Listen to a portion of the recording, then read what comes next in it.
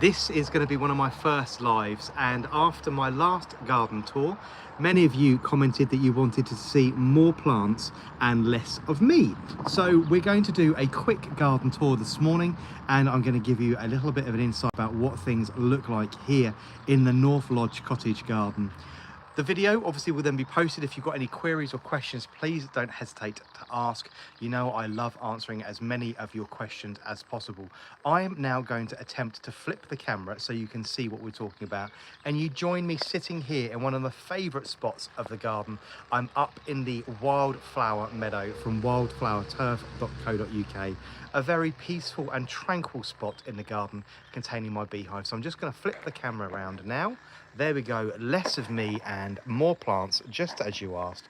As you can see, a beautiful, beautiful space. I'm going to walk along the little path I put down a couple of weeks ago and just walk down to the beehive. As you can see, absolutely stunning. This area changes every single day. I come up here and have a look, and it's really, really lovely. And my favourite view of the house, not that you can see it at the moment because she's absolutely buried in plants. You can see just the grand pavilion just over here to the right where I was sat just a second ago. This area contains several roses that are up for review for me in the next couple of weeks. Bathsheba, just going up the apple tree just here. Constance Spry, which is a replacement plant for myself. I wasn't able to bring the last plant with us from our last house 4 years ago. So Constance Spry back in the ground and up for review for you this year. On the grand pavilion itself, on the front there, the Generous Gardener from David Austin Roses. There is a full review of that available here on my Instagram, on my YouTube and on my Instagram. On the other post, Strawberry Hill, again, a rose I'm going to be talking to you about over the next couple of months. Round to another favourite part of mine, the little summer house with its sweet pea arch over the top and the wyvern perched on the top there. A lovely specimen of the country parson there from David Austin Roses, which lives in a pot. Again, a full review of that one available already here on YouTube. A little house looking rather lovely this morning. I'm going to tour you around and talk to you about a few more of the roses that are available for review this coming June. This border here used to be actually a hedge. We've talked about this before. It used to run all the way round the new fences that have been up for about 15-18 months now. But this border contains lots and lots of new roses, which are going to be all up for review for you this year. And one or two extra ones that I've already done, for instance, Sceptred Isle, just down here next to the telegraph pole. On the back here, a climbing rose from David Austin Roses. Malvern Hills that I'm very excited to talk to you about over the next couple of weeks. This climbing rose has made a real impression on me over the last sort of 12-18 months, getting away really, really well. I can't wait to talk to you about that one in National Rose Month during June. A lovely one also for pollinators down just over the back there. That one is Kew Gardens. We've got Dame Judi Dench, Molyneux also at the front. A full review for you coming in this year of Nibevin, the David Austin Rose launched last year with proceeds, or some proceeds, going to the NHS. You had my first impressions of that last June, but a full review of that one coming in for you as well. Right, moving around, already in flower. This view is what we get out of our kitchen window all the way round here. This border, sloping border with a little low crofted wall in front of it and then the meadow behind. I love this view out of the kitchen window, but already a border packed full of colour. Now I know that this rose is out of stock everywhere, but the one over the back here, this huge specimen, which you can see probably bearing over 200 buds already. That's Munstead Wood, and well worth looking out for if you ever find it anywhere. Munstead Wood right over the back, flanked by the very beautiful peachy apricot Grace. I've just done this particular live stream as well on Instagram, and this particular rose got lots of attention during that. A very, very different rose, very good for growing it in a pot. And just to her right, the Lady Salisbury, another great one if you're looking for something small, although this one is a little on the floppy side. She is backed over the back there by Lichfield Angel, which will send up huge towering leaders which will reach right up to the eaves of the pavilion. They're lovely long arching stems with a really heavy cream flowers on them. Really very, very pleasant. Boscobel in flower just here, looking really rather lovely. Deep salmon flowers on that one. A full review available already here on YouTube and on Instagram of that particular rose. Swinging round, last time we didn't walk the lower path, the donut path that wraps round the back of the cottage. I'm going to do that for you today. You can see if I pan up, great big tall towering Claire Austin there, just coming into her first flush. I'm going to go across and show you beautiful flower on Claire there. A question asked several days ago about the tinging of the blooms. She's very, very sensitive to temperature changes. So these pink spots you get on the blooms, you'll also see at the very, very back end of the season in September, October, November, as the season comes to an end. And they're caused by cold spots of dew on the rose as it opens. The flower will be completely and utterly pure ivory white during the main parts of the summer, but you can see ever so slightly tinged with pink there because the evenings are still quite cold. In the front here, really close to the path, because the scent on this rose is very, very good. This one is Benjamin Britten, a really deep coral coloured rose. I absolutely love the fragrance on this one. Very, very masculine and spicy, really heavy on the leather and the sandalwood tones. A really beautiful rose, which is why I have that planted right up close to the path. You can see I'm literally, if I swing the camera around, you'll see me, but literally we're at head height here with that particular rose just behind me. So I love having that one close to the path. A rose I've just filmed its review on, and you should be really looking forward to seeing the review on this one. A beautiful little stunning soft yellow rose called Vanessa Bell, obviously named after Virginia Woolf's sister, part of the Bloomsbury group. A fantastic rose for growing in a pot, so do look out for my full review of that one coming over the month of June. Behind her, a standard Princess Alexandra of Kent, just getting into her stride, opening her first flower, but covered in really very large blooms. Right in the foreground again, because of the scent, a Boscobel right up close to the path. Another one famed for scent and making easily my top 10 David Austins, which that video here on YouTube has had over 35,000 streams so far. This one is Crown Princess Margarita from David Austin Roses. Again, keep that close to the path so I can get right up close and personal. A really lovely informal rose with beautiful fragrance. We're going to double back to the other side of this border now. A lovely part of the garden. I really do love this place. A nice border running along the front of the picket fence here, dividing the meadow from the rest of the garden. We have a Princess Anne making top 5 or top 10 for myself. Next to that, another Crown Princess Margarita, just coming up with her first flush of flowers, the Pure White Tranquility. The Lady Gardener. On her obelisk, very much the same as Claire Austin. I'll pan up so you can see it, the Wedgwood Rose. A very beautiful, very deeply cupped rose from David Austin, but incredibly spiky. I try and stay away from this one wherever possible. Admire her from afar. You can see the size of the barbs just there. Very angry, but a beautiful rose. I suggest you give it an obelisk just like I have done here, and leave it well alone once it's tied in. Right, moving round, the Queen of Sweden here, planted as a group of 3 with that lovely purple cutleaf elder behind it. A fantastic and completely and utterly unthought about colour combination for myself. The lupins in the foreground looking absolutely beautiful. A question I am asked continuously about pest and disease control and about how I'm keeping black fly, white fly, aphid, caterpillars at bay in the garden.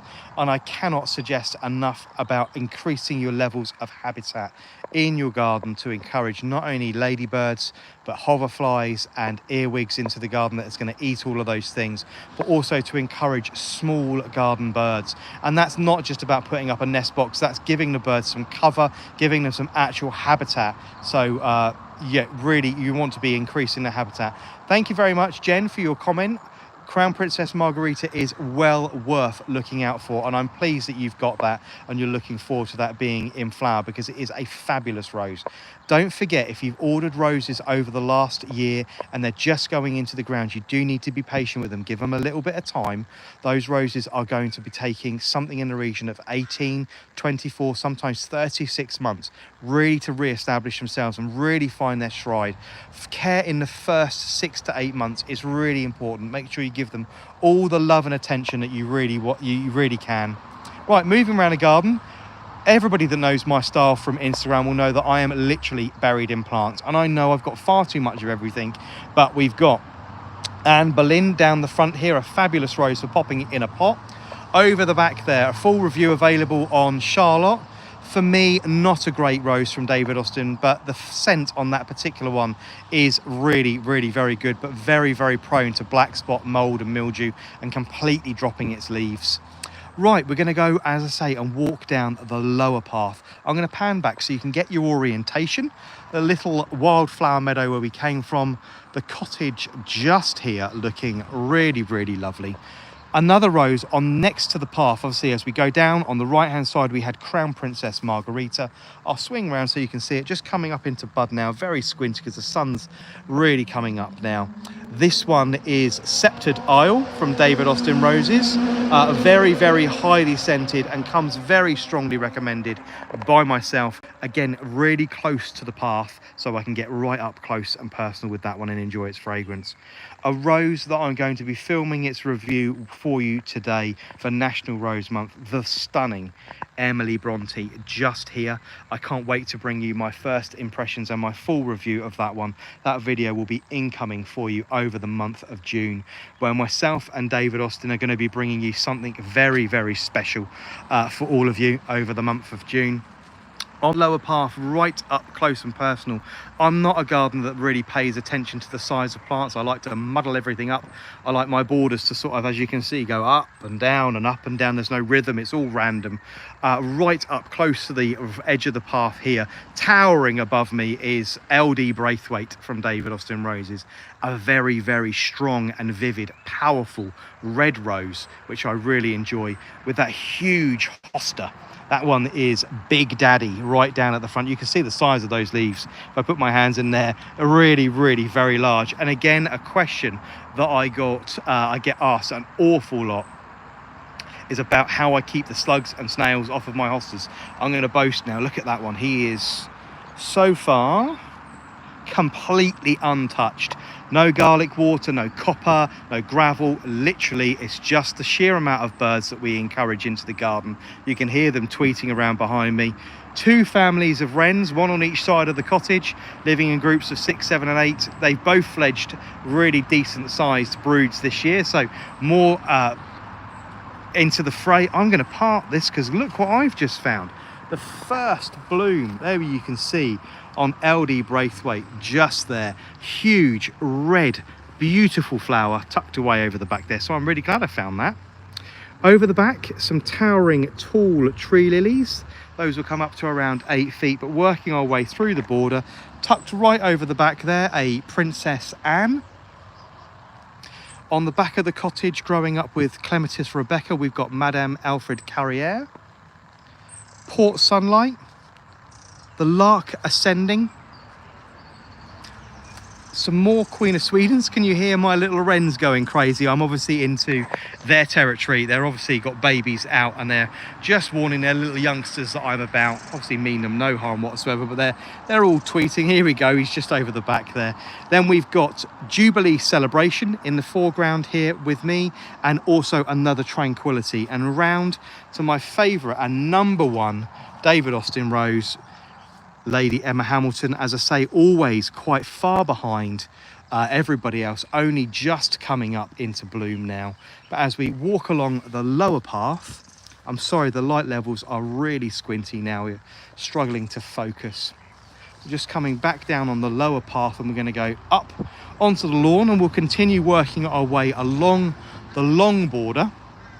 So we had Charlotte, and then down here in the foreground we've got Roald Dahl just coming into bloom now, the first flowers on that one.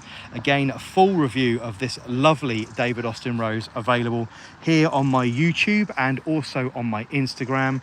A fabulous rose for popping in a pot, especially if you're limited for space. Up for review this year, the Ulwick rose, and behind that a Claire Austin and a Buttercup, which is a really good rose if you're looking for roses for pollinators. Much like Kew Gardens and Tottering by Gently, a single rose from David Austin Roses, lovely open and flat, great for pollinators to land on, and a fantastic colour on that one as well. So over the back, a Buttercup comes with a safety warning, it is particularly spiky.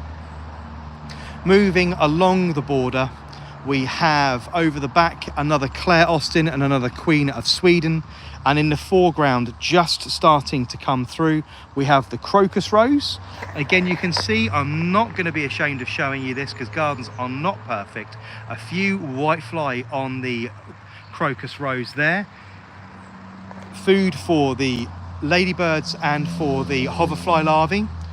And then in the front there, so we've got the Crocus Rose, we've then got the Lady Gardener, Princess Anne over the back there, and a stunning hosta once again. Oh, it's 99% there, one or two little holes over the back, which we often find when things are pressed up against each other. But you can see, look at the size of that one. Really, really big, beautiful hosta there behind the fireball.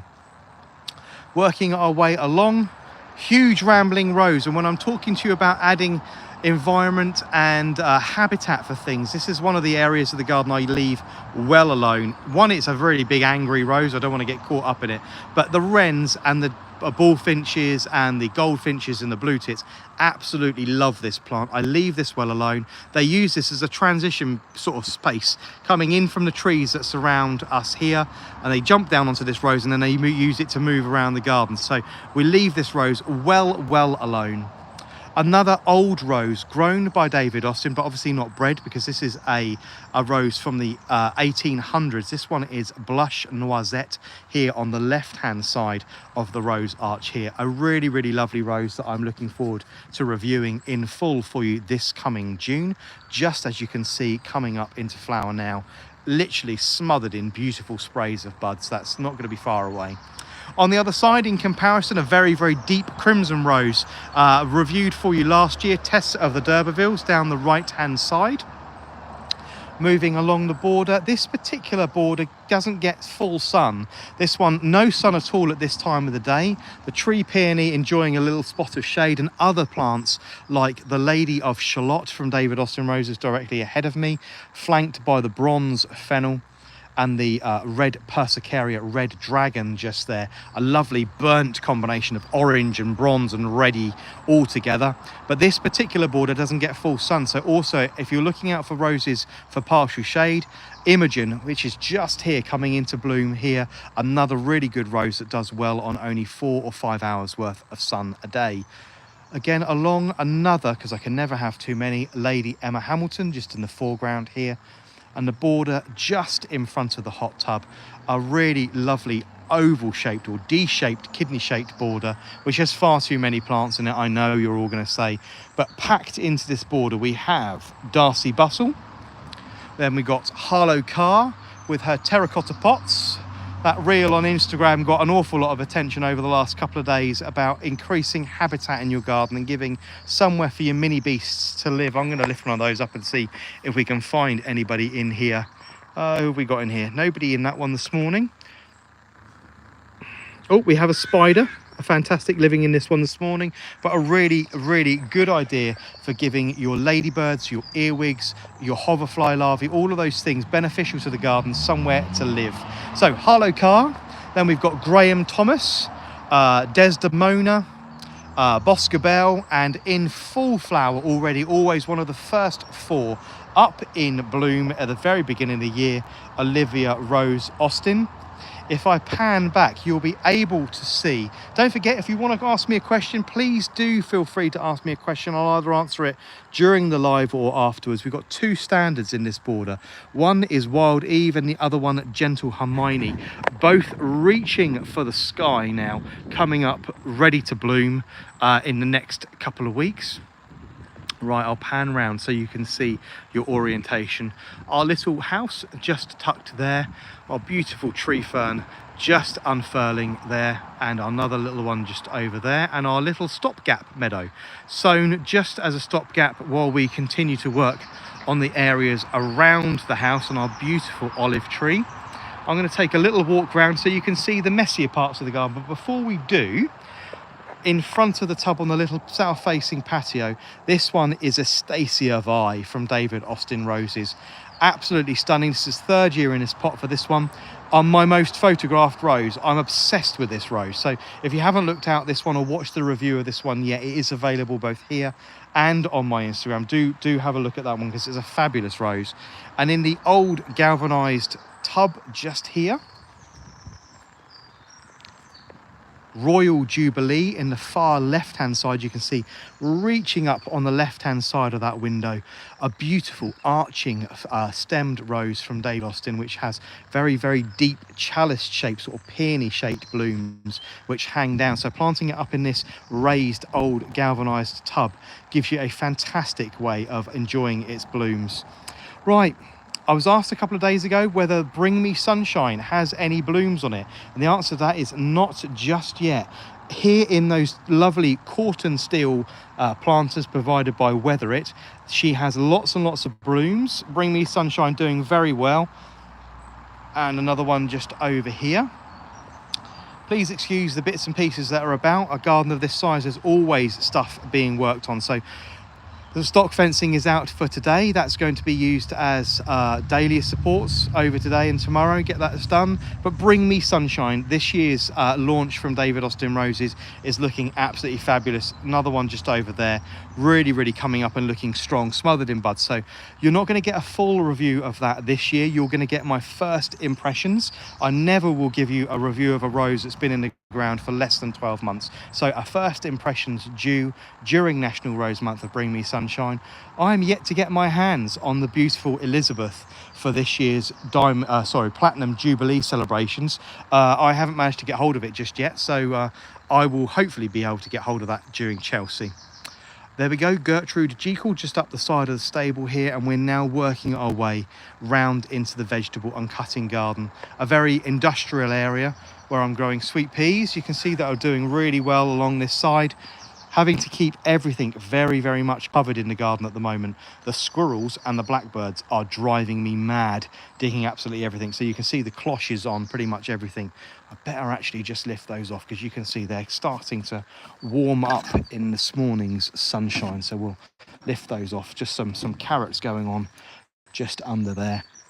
The dahlia beds just here, and the broad beans doing really, really well. Can't remember, do you have any pale yellow David Austins to recommend? Yes, there's lots and lots. Pale yellow, you're looking at Nye Bevan. The review of that one's coming in June, and also another pale yellow is Vanessa Bell, another one to be reviewed this coming June. But the dahlia beds just here, a little bit behind, you can see they are only just waking up. These ones left in the ground. You can see that one, Otto's Thrill, just there. And you can see the new ones from Gilbert's Dahlias just here, brought on in pots in the greenhouse, 4 or 5 times the size already, but everybody will catch up. French beans all ready to go in the ground. Greenhouse is looking a little empty now.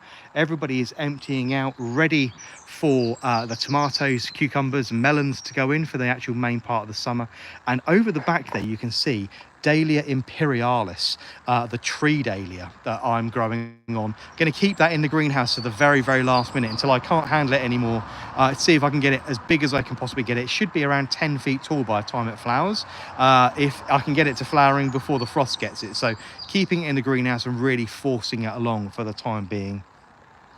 But we'll go back round into the main part of the garden, give you your orientation so you can see the little pond moved from in front of the house to make way for the new patio over the next couple of months. But as we come back round, a little house just tucked there, and that kidney-shaped border to the left, overly stacked with lots and lots of plants. If any of you got any questions, if you want anything answered or anything gone back to, please feel free to ask me a question. If you see me wandering around at Chelsea this coming Thursday, I'm going to turn the camera now. There we go. Back to me. Right, if you see me wandering around at Chelsea on Thursday, do come and say hello. I'm really looking forward to attending Chelsea for the first time. 25 years I've been a gardener and never found the time to go to Chelsea. May is very busy as a gardener, but I will be going to Chelsea this year. So if you see me wandering around on Thursday, especially near the David Austin stand, please do come and say hello. And then I've got a very special trip to Belgravia just after Chelsea on Thursday as well. So a very busy day. But if you do see me at Chelsea, do come and say hello, and look out for all of the new videos and the reviews that are coming up this coming June. There's 30 reviews coming for you this year from myself. 30 reviews, 30 still posts with as much information and my personal growing experience as possible, and also 30 reels. Now I know they're produced on Instagram, but I will be tallying those across to YouTube as well for you to enjoy here as well. So if you do see me wandering around at Chelsea, do say hello, and I will look forward to seeing you all then. I hope you've enjoyed my little garden tour this morning and you've got a little bit more knowledge about what we're doing here at North Lodge and you've enjoyed it. If you have any questions, please do feel free to bung them across. And if you are wanting more regular uploads from the North Lodge Cottage Garden, travel across to my Instagram, where I'm doing 6 to 8 uploads a day, so you can keep more progress just there. But thank you very much for joining me today. It's been a pleasure. I will see you all very soon.